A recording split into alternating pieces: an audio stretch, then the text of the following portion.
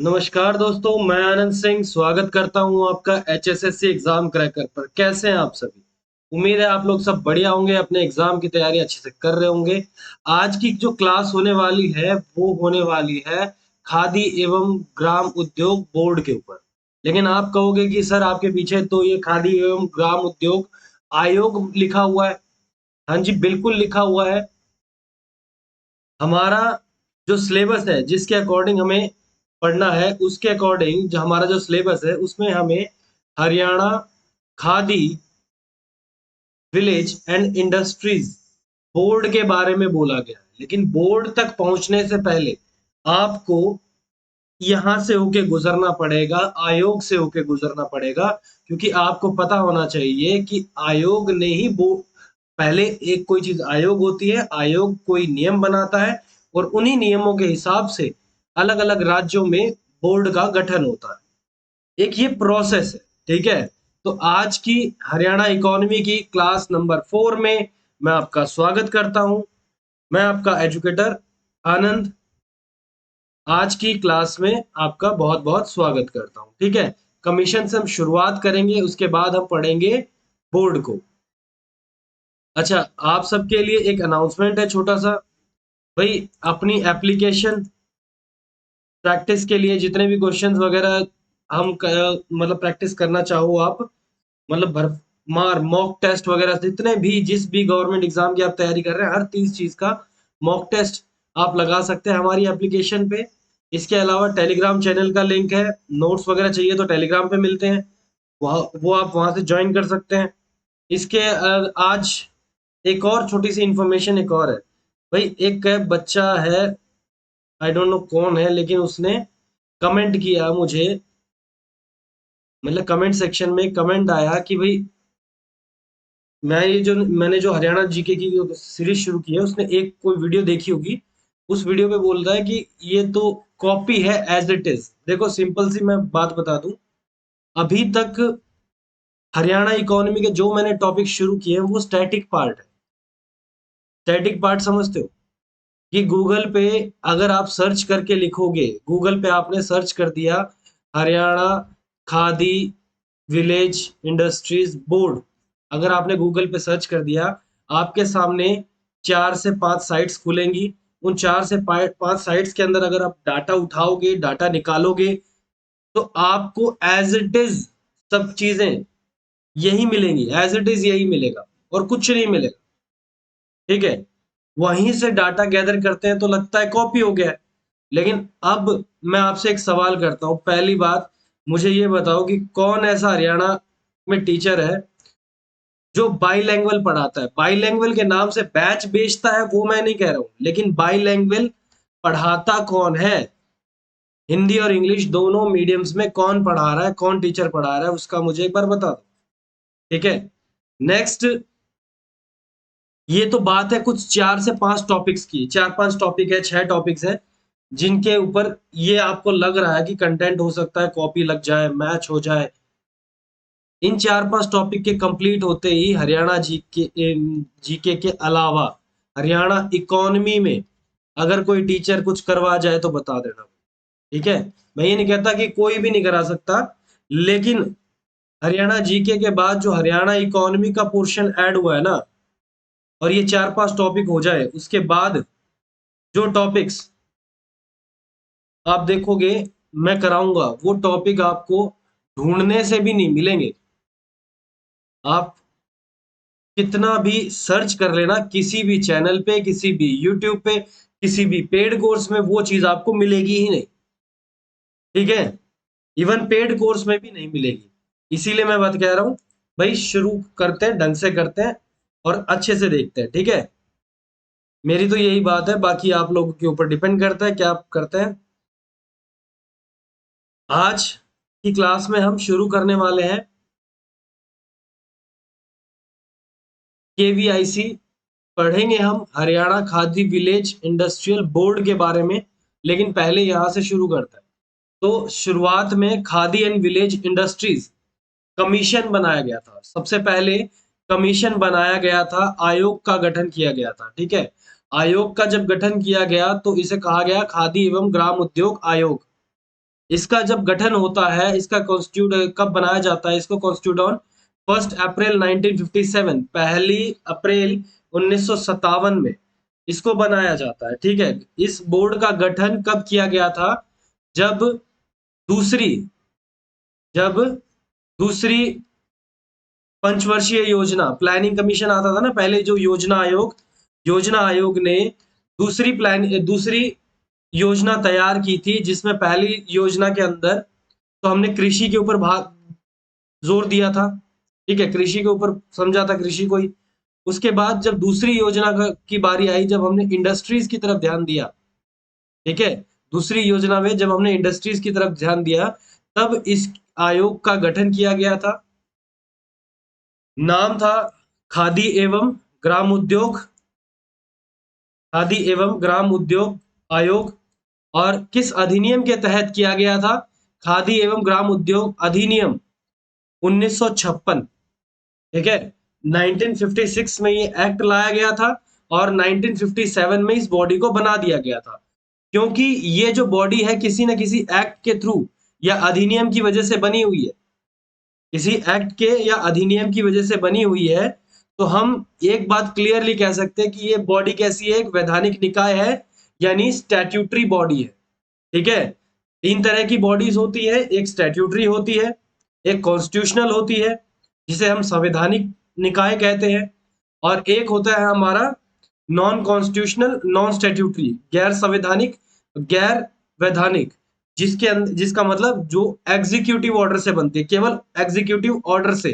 ठीक है, एक आदेश पास हुआ, एक ऑर्डर पास हुआ, उसकी वजह से वो बन गई, जैसे नीति आयोग बनी थी। ठीक है, योजना आयोग बना था। वैसे ही स्टैट्यूटरी का एग्जांपल ले लो तो आरबीआई कह सकते हो आप, रिजर्व बैंक ऑफ इंडिया, ये एक स्टैट्यूटरी बॉडी है।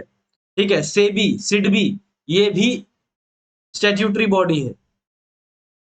प्लानिंग कमीशन के बाद जो नीति आयोग आया, वो भी गैर संवैधानिक और गैर वैधानिक है, एग्जीक्यूटिव ऑर्डर से ही बना है।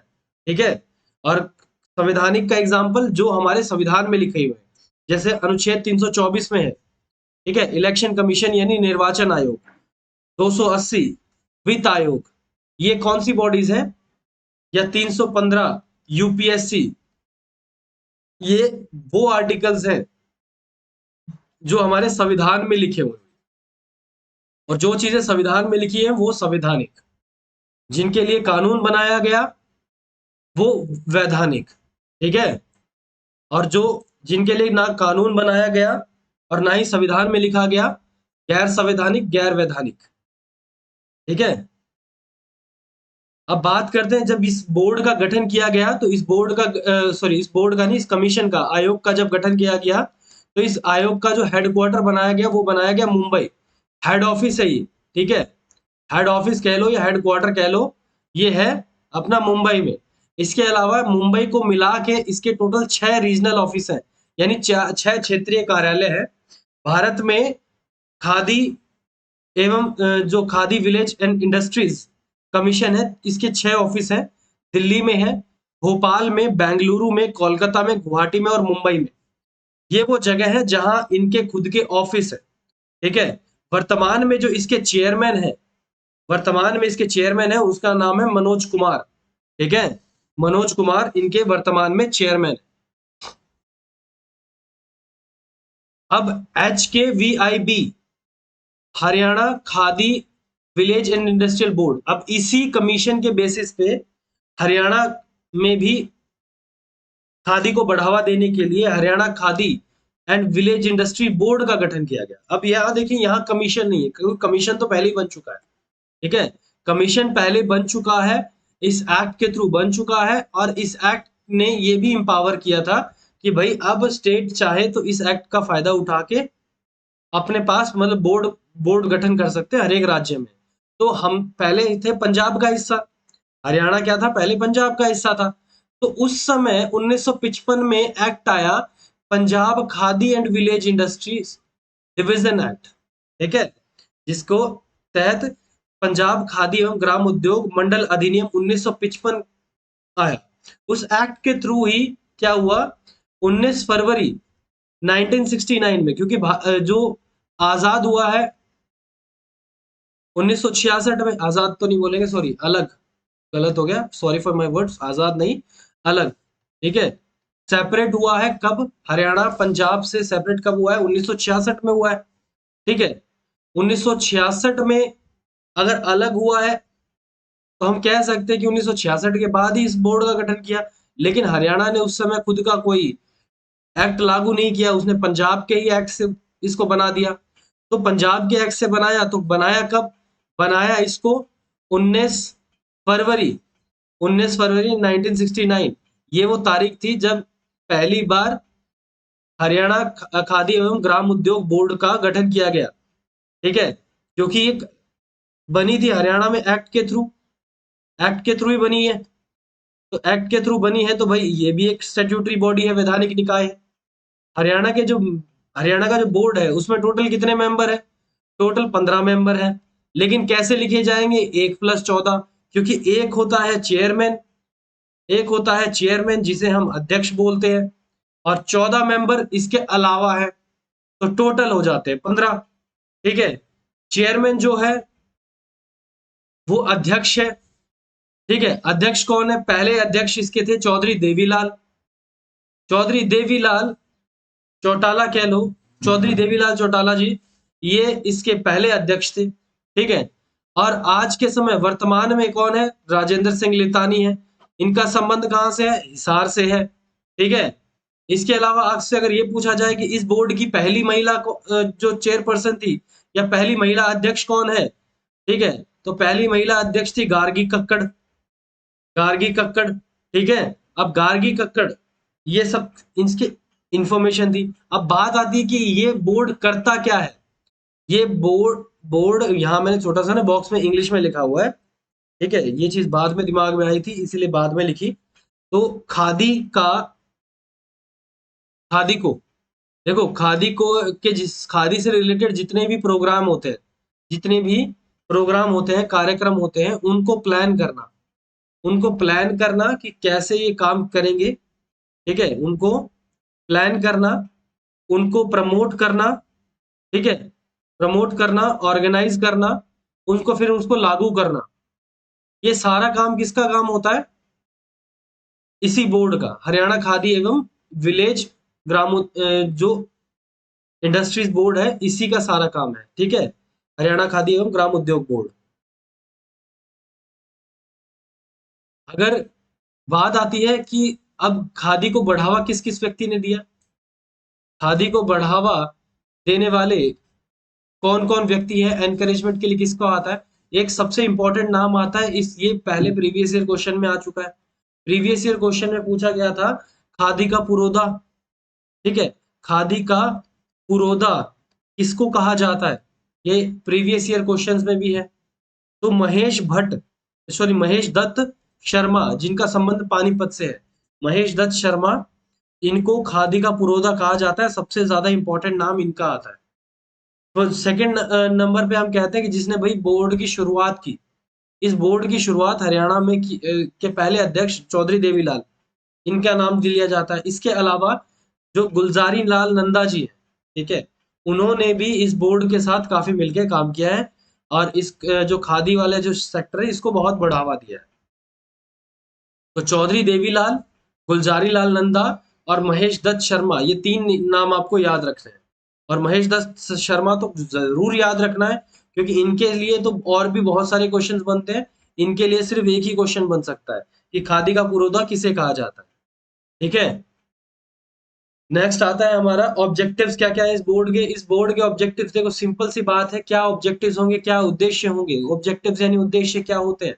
अब उद्देश्य क्या है इस बोर्ड का? सिंपल सी बात है भाई, खादी के सेक्टर में तो खादी को बढ़ावा देंगे, एनकरेज करेंगे।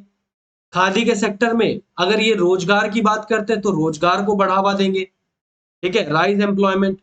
अब इनका ऑब्जेक्टिव एक और भी है, ये खुद क्या कहते हैं जो ये बोर्ड है, और बोर्ड के अलावा योजना आयोग भी, केवीआईसी भी, दोनों का ही एक टारगेट होता है, ठीक है। इनका एक टारगेट होता है, कंबाइंड टारगेट, की बोला जितना भी खादी एवं ग्राम उद्योग वगैरह इस सेक्टर में जितनी भी अगर इन्वेस्टमेंट हो, तो हर 1 लाख रुपए की इन्वेस्टमेंट पे हर 1 लाख रुपए की इन्वेस्टमेंट पे अगर ये एक व्यक्ति को नौकरी दे पाए, अगर ये एक व्यक्ति को नौकरी दे पाए या एक व्यक्ति को रोजगार दे पाए, तो ये अपने आप को मतलब इनका जो टारगेट है वो कंप्लीट मानते हैं। ये इनका खुद का टारगेट है एम्प्लॉयमेंट बढ़ाने के केस में कि 1 लाख की इन्वेस्टमेंट के ऊपर एक व्यक्ति को नौकरी देना चाहते हैं ये। ठीक है, जैसे कि फॉर एग्जाम्पल आप आपकी मदद करके इन्होंने 10 लाख रुपए की फैक्ट्री लगवा दी, खादी की आपकी फैक्ट्री लगवा दी 10 लाख रुपए की। तो इनका ये टारगेट है कि 10 लाख रुपए की आपकी आपने निवेश किया है, इन्वेस्टमेंट किया ना, 10 लाख का निवेश करवाया इन्होंने, तो 10 लाख के निवेश पे कम से कम ये 10 नौकरियां तो दे दे, 10 लोगों को नौकरियां मिल जाए। ठीक है, ये इनका टारगेट होता है निवेश के हिसाब से। ये अपना इन्होंने टारगेट बनाया हुआ है एम्प्लॉयमेंट जनरेट करने के लिए। नेक्स्ट आता है जो ग्रामीण क्षेत्रों का विकास करना, रूरल एरियाज की डेवलपमेंट। अब खादी को बढ़ावा मिलेगा तो खादी के सेक्टर में ज्यादातर गांव के लोग जुड़े होते हैं।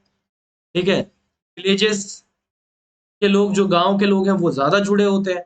रोजगार को बढ़ावा मिलेगा तो रूरल एरिया का यानी ग्रामीण क्षेत्र का विकास तो अपने आप हो जाएगा। लोगों को आत्मनिर्भर बनाना है, सेल्फ रिलायंट बनाना है, सेल्फ डिपेंडेंट बनाना है। ठीक है, जिसका नारा मोदी जी लगा रहे हैं कि आत्मनिर्भर भारत तो आत्मनिर्भर गांव। ये बात जो ये बोर्ड है ये बहुत पहले से बोलता जा रहा है। ठीक है, ये नीचे टारगेट मैंने लिख दिया है, 1 लाख तक के निवेश पर एक रोजगार उपलब्ध कराना, केवल केवल ग्रामीण औद्योगिक इकाई द्वारा, यानी गांव गांव के अंदर फैक्ट्रीज वगैरह लगा के, ग्रामीण औद्योगिक इकाई लगा के ये काम करवाना है। जनरली ये जो इनका जो काम होता है कि इनका काम क्या होता है कि लोकल लेवल पे रॉ मटेरियल यानी कच्चा माल इकट्ठा कर लो, उसका उपयोग करके प्रोडक्ट बनाओ, उस प्रोडक्ट को बना के बाजार में बेचो। और खादी के सेक्टर में इतना ज्यादा बूम देखने को मिला है। एक समय था जो इंडियन टेक्सटाइल है ना, इंडियन टेक्सटाइल है, ये बहुत ज्यादा ग्रो कर रखा था, इसने ना बहुत ज्यादा ग्रो किया था। कब? ब्रिटिशर्स के टाइम पे, अंग्रेजों के समय जो इंडियन टेक्सटाइल सिस्टम है वो बहुत ज्यादा डेवलप था। ठीक है, हम बहुत अच्छे से, हमारे ट्रेड रिलेशंस थे बहुत, इंपोर्ट एक्सपोर्ट वगैरह सारी चीजें हम करते थे। लेकिन एक समय आया जब जब यूरोप के अंदर क्या हुआ, इंडस्ट्रियल रेवोल्यूशन आया।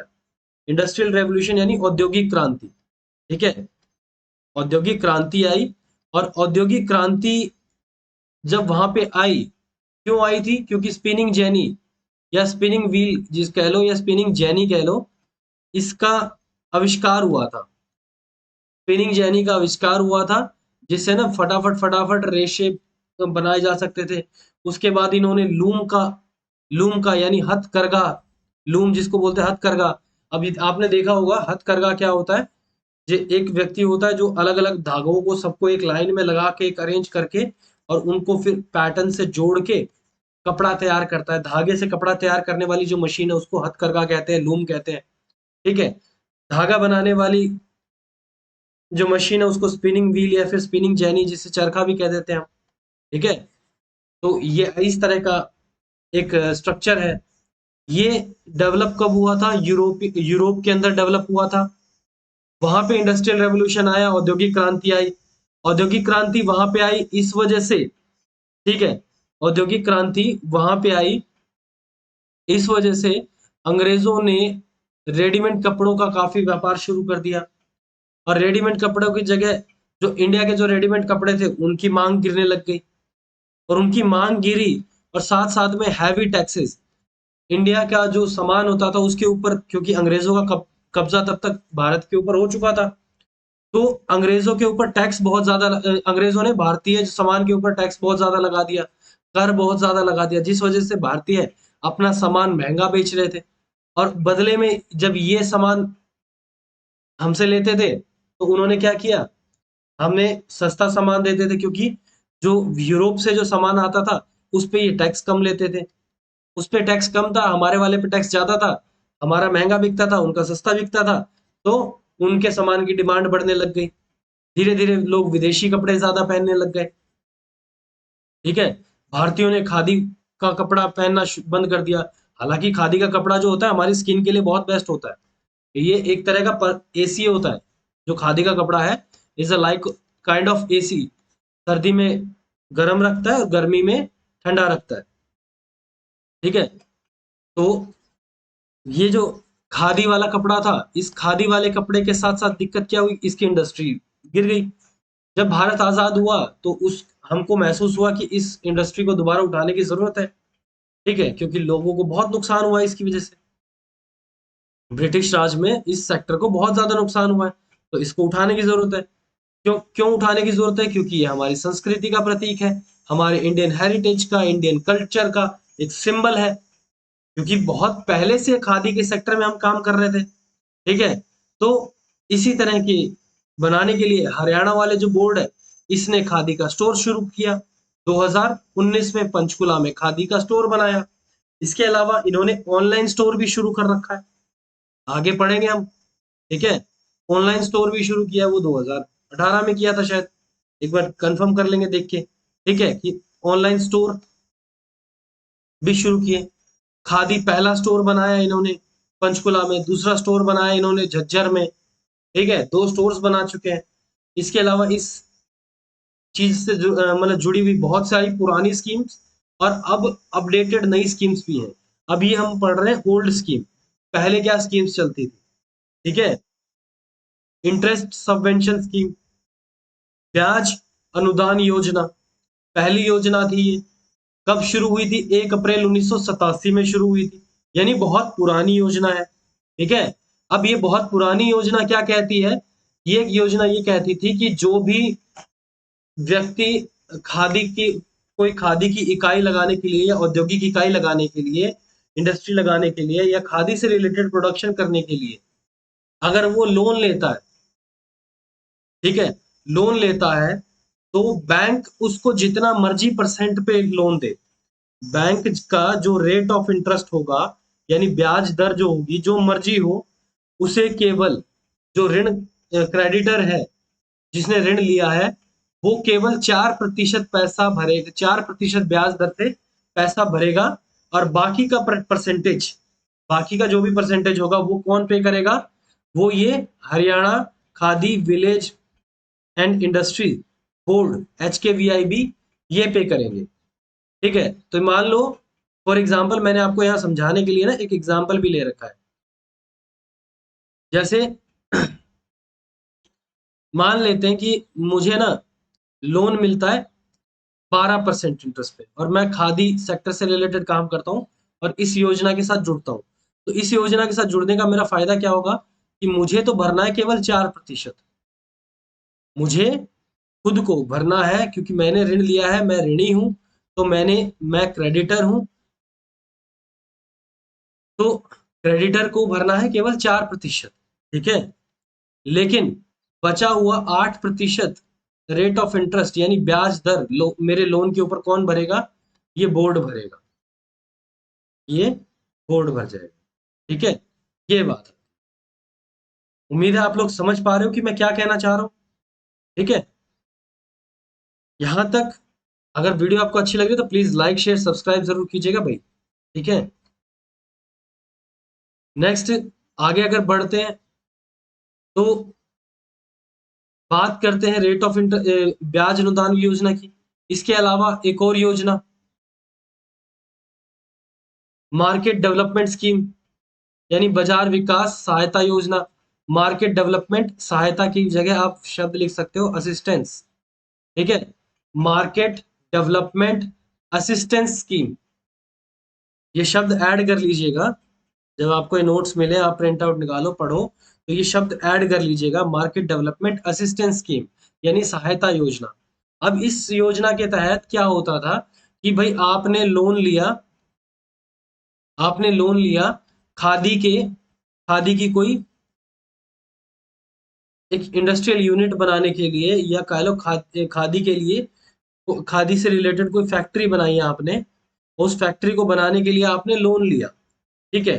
तो अगर लोन आपका 25 लाख रुपए तक का है, अगर आपका लोन 25 लाख रुपए तक का है, तो उस उसके ऊपर आपको मिलेगी सब्सिडी। क्या मिलेगी आपको?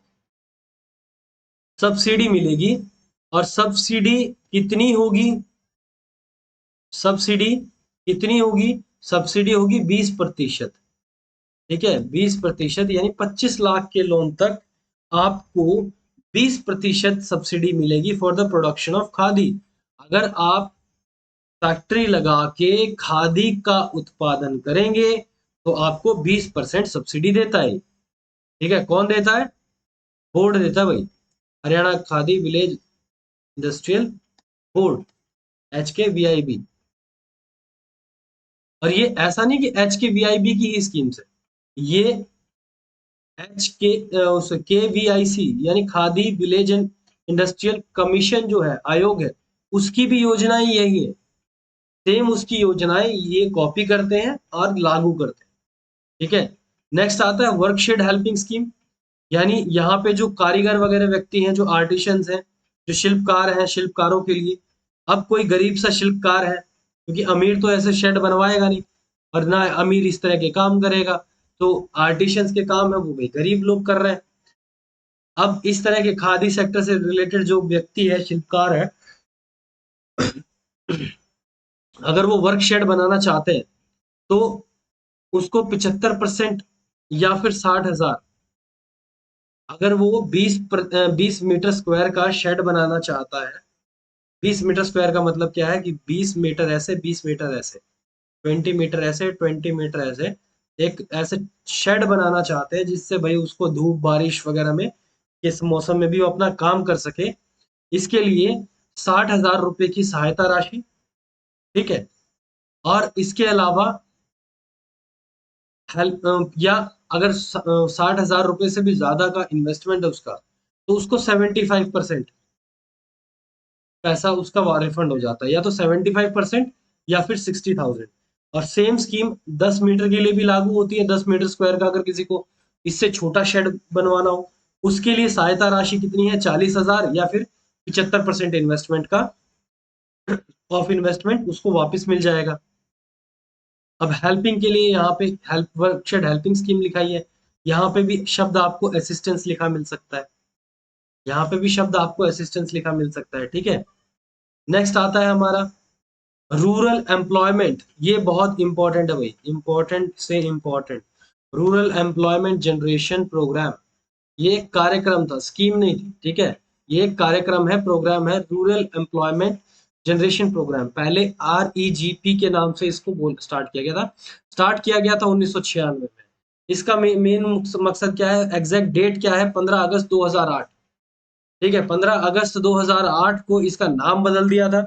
इस योजना को नए तरीके से लागू किया गया, जिसके अंदर इसका नाम दे दिया प्रधानमंत्री एम्प्लॉयमेंट जनरेशन प्रोग्राम। ठीक है, PMEGP। PMEGP पहले क्या था? REGP, अब PMEGP बता दिया गया। और पहले ये केवल रूरल एरियाज में थी, अब इस स्कीम को बढ़ा के इसका जो क्षेत्र है, इसका कार्य क्षेत्र है, वो बढ़ाया। और कार्य क्षेत्र के बढ़ाने के साथ साथ इसको ग्रामीण के साथ साथ शहरी क्षेत्रों में भी लागू किया गया इस योजना को। इस योजना के तहत अगर आप गांव में अगर आप इंडस्ट्रीज लगाते हो, ठीक है, गांव में आप इंडस्ट्री लगा रहे हो खादी से रिलेटेड, तो आपको 25% की सब्सिडी मिलती है। ठीक है, 25% की सब्सिडी मिलती है। और अगर गांव से बाहर कहीं किसी शहर में लगा रहे हो तो 15% की सब्सिडी मिलती है। यानी गांव में लगाने के लिए ज्यादा फायदा है, शहर में तो लगाने का भी फायदा है लेकिन थोड़ा कम है। ठीक है, और इसके अंदर एक और चीज है, जो लोन है वो इसके अंदर भी 25 लाख तक का ही दिया जाता था। फिर 25 लाख तक के लोन के ऊपर है ये सब्सिडी। ठीक है, ऐसा नहीं कि आप 5 करोड़ का लोन ले लो और उसके ऊपर आपको 25% की सब्सिडी मिल जाएगी, ऐसा नहीं। ठीक है, इसकी भी 25 लाख तक की लिमिट है, ये लिखा हुआ है। ठीक है, नेक्स्ट एक योजना आई स्फूर्ति। स्फूर्ति यानी scheme of fund for regeneration of traditional industries. जो वर्तमान में जो ट्रेडिशनल इंडस्ट्रीज हैं, जो पहले थी, हमारी परंपरावादी जो उद्योग थे, उनको दोबारा जनरेट करने के लिए, रीजनरेट करने के लिए ये एक फंड है। ठीक है, फंड यानी कोष है। क्या है? कोष है भाई, फंड है। ठीक है, फंड का मतलब क्या होता है? जैसे आईएमएफ है, अंतरराष्ट्रीय मुद्रा कोष, इंटरनेशनल मॉनेटरी फंड। अब ये एक फंड है जहां से पैसा निकलता है, खर्चा किया जाता है। ठीक है, वैसे ही ये भी एक फंड है, एक कोष है, जिसको जो स्मॉल छोटी छोटी इंडस्ट्रीज हैं, जो जो बेचारी घाटे में चल रही हैं और पुरानी परंपराओं से जुड़ी हुई हैं, उनको उभारने के लिए बनाया गया ये एक फंड है। ठीक है, इसके अलावा एक स्कीम है जो कम्युनिटी लोन स्कीम कहते हैं, जिसको सामूहिक ऋण योजना। इस योजना के बारे में सिर्फ इतना जान लो कि भाई कम्युनिटीज में ग्रुप ग्रुप बना के लोन दिया जाता था। इस योजना में ग्रुप बना के लोन दिया जाता था, और अगर कोई व्यक्ति लोन लेता था 10 लाख से कम, तो उसको ज्यादा सब्सिडी मिलती थी। ठीक है, ग्रुप लोन मिला के 10 लाख तक का लोन ले लेते थे और उनको सब्सिडी दी जाती थी। और 10 लाख से ज्यादा लोन लेते थे तो सब्सिडी मतलब कम दी जाती थी। ठीक है, इसके अलावा इस योजना की शुरुआत होती है 1 अप्रैल 1995 को, और 31 मार्च 2002 को ये योजना समाप्त कर दी गई थी। अब ऐसी कोई योजना नहीं है। ठीक है, अब ऐसी कोई योजना नहीं है। डिस्काउंट सेल्स, खादी के सेक्टर में कई तरह की डिस्काउंट सेल लगाते हैं। विक्रय बट्टा सेल, और खादी के लिए स्पेशली क्या होता है कि जो Haryana khadi village industrial board और खादी विलेज इंडस्ट्रियल कमीशन, ये लोग मिलके स्कीम्स चलाते हैं, डिस्काउंट स्कीम्स चलाते हैं, डिस्काउंट सेल चलाते हैं खादी के ऊपर। ठीक है, ये कहते हैं कि महात्मा गांधी जी ने खादी की शुरुआत की थी, और महात्मा गांधी जी के दिन के दिन हम इस सेल की शुरुआत करते हैं, और 2 अक्टूबर से लेकर अगले 108 दिन तक ये सेल लगातार चलती है। और इसके अंदर डिस्काउंट पे खादी का कपड़ा या खादी वस्त्र बहुत ही ज्यादा डिस्काउंट पे बेचे जाते हैं। शादी से रिलेटेड कपड़े डिस्काउंट पे अगर आपको चाहिए, तो 2 अक्टूबर से 108 दिन के लिए आपके पास सुनहरा अवसर होता है। ठीक है, हालांकि एक्चुअल डिस्काउंट है या नहीं है पता नहीं, बाकी मिलता है। ठीक है, डिस्काउंट स्कीम्स निकालते हैं ये सब। अब अवार्ड्स, प्राइजेस, या फिर कह लो अवार्ड्स, क्या पुरस्कार दिए जाते हैं। अवार्ड्स या फिर प्राइजेस जो है व्यूवर्स को, जो बुनकर वगैरह है उनको क्या प्रोत्साहन के लिए उनकी क्या राशि दी जाती है। तो इनको स्टेट लेवल पे और नेशनल लेवल पे दो तरीके के पुरस्कार मिलते हैं। स्टेट लेवल पे जो पुरस्कार मिलते हैं प्रोत्साहन में, कोई बहुत अच्छा काम कर रहा है खादी सेक्टर से रिलेटेड और नंबर 1 पे आता है, तो उसको 10,000 रुपए। नंबर 2 पे आता है तो उसको 5,000 रुपए का मिल जाता है। वही चीज अगर नेशनल लेवल पे बात करते हैं, तो नेशनल लेवल हो गया थोड़ा बड़ा स्तर, यानी यहाँ पे तो कौन देगा? Haryana khadi village industrial board देगा। यहाँ पे नेशनल लेवल पे खादी विलेज इंडस्ट्रियल कमीशन देगा। ठीक है, और यहाँ पे जो आपको नेशनल लेवल पे, जो राष्ट्रीय स्तर पे जो चीजें प्रोवाइड करी कराई जाएंगी या प्रोत्साहन राशि मिलेगी, वो 50,000 और 25,000 है। फर्स्ट वाले को 50,000, सेकंड वाले को 25,000। ठीक है, यहाँ से ज्यादा। और ये अमाउंट देखो, आप बोलोगे इतने में क्या होगा? ये प्रोत्साहन राशि है। कि प्रोत्साहन का मतलब क्या होता है कि भाई उन्होंने बहुत अच्छा काम किया है उस फील्ड में, ये बहुत अच्छा काम कर रहे हैं और इस फील्ड के अंदर ये अच्छा काम कर रहे हैं, इस वजह से इस उद्योग को, इस फील्ड को बढ़ावा मिल रहा है, इस वजह से ये इनको ऐसा मिलता है। ठीक है, अब ये बात आती है, क्या सिर्फ शिल्पकारों को मिलता है, सिर्फ बुनकरों को मिलेगा? तो ऐसा नहीं है। ये पुरस्कार अलग अलग कैटेगरीज में अलग अलग लोगों को दिए जाते हैं। ठीक है, ये सारे पुरस्कार अलग अलग लोगों को अलग अलग कैटेगरीज में दिए जाते हैं। अब कैटेगरीज के हिसाब से मैं बता दूं आपको, कैटेगरीज के हिसाब से जो लेदर इंडस्ट्रीज में है, चमड़ा शिल्पकार है, उनको दिया जाता है। ठीक है, जो बर्तन बनाते हैं, यूटेंसिल्स, बर्तन के शिल्पकार है, उनको भी दिया जाता है। वीवर्स जो है, जो बुनकर है, उनको भी दिया जाता है। ठीक है, इसके अलावा फाइबर्स, यानी जो फाइबर के काम करते हैं शिल्पकार है, उनको भी दिया जाता है। बी कीपर्स, बी विंक, जिसे बी कीपर्स जो मधुमक्खी पालते हैं उन्हें बी कीपर भी कहा जाता है और बी विंक भी कहा जाता है, उनको भी ये ये प्रोत्साहन राशि उनको भी मिलती है। यानी एक साल में 4 व्यक्ति तो यहाँ से चुने जाएंगे, 4 व्यक्ति यहाँ से, 4 यहाँ से, 4 यहाँ से, 4 यहाँ से। ठीक है, 4-4 व्यक्ति चुने जाते हैं। इसके अलावा मैंने आपको बताया था online khadi selling centre Haryana में भी लॉन्च किया गया 1 नवंबर 2018, हरियाणा दिवस के दिन। हरियाणा दिवस यानी हरियाणा डे के दिन 1 नवंबर 2018 में पंचकुला को, अब वो जो स्टोर खुला था वो तो 2019 का था ना, 1 नवंबर 2018 को जो उस समय के ministry of industries and commerce थे, ministry of industries and commerce यानी उद्योग एवं वाणिज्य मंत्री थे हरियाणा के, ठीक है, विपुल गोयल, विपुल गोयल द्वारा इसको लॉन्च किया गया था। और ये पहला ऐसा आउटलेट है जो हरियाणा में एज अ सरकारी ऑनलाइन बिका है। ठीक है, ऑनलाइन बिका है। First online khadi selling centre Haryana में लॉन्च किया गया, पहली बार लॉन्च किया गया। और यहाँ से क्वेश्चन बनने के पूरे पूरे चांस है, बहुत इंपॉर्टेंट पॉइंट है भैया। और 2018 में 1 नवंबर 2018 को इसको बनाया गया। कहाँ कहाँ शुरुआत की गई इसकी? पंचकुला में शुरुआत की गई। और एक और बात, खादी का अब आजकल ब्रांड ब्रांड की बातें बहुत चलती है ना कि ब्रांड होना चाहिए, ब्रांड होना चाहिए। तो भाई इन्होंने भी अपना ब्रांड बनाया है। ठीक है, खादी के उद्योगों से निकलने वाला जो कपड़ा, खादी वस्त्र है या खादी जो सामान है, उसको खादी को बेचने के लिए हरियाणा गवर्नमेंट के एच के वी आई बी द्वारा भी एक ब्रांड बनाया गया। उस ब्रांड की लॉन्चिंग भी इसी तारीख को की गई, विपुल गोयल के द्वारा ही की गई। ब्रांड का नाम है हर खादी। ठीक है, ब्रांड का नाम क्या है? हर खादी। और हर खादी का जो लोगो है वो भी उसी दिन लॉन्च किया गया था। हर खादी ब्रांड भी उसी दिन लॉन्च किया गया था। ऑनलाइन सेलिंग सेंटर भी उसी दिन लॉन्च किया गया था। किसने लॉन्च किया था? विपुल गोयल ने किया था। और ये उस समय के हमारे उद्योग एवं वाणिज्य मंत्री थे। ठीक है जी।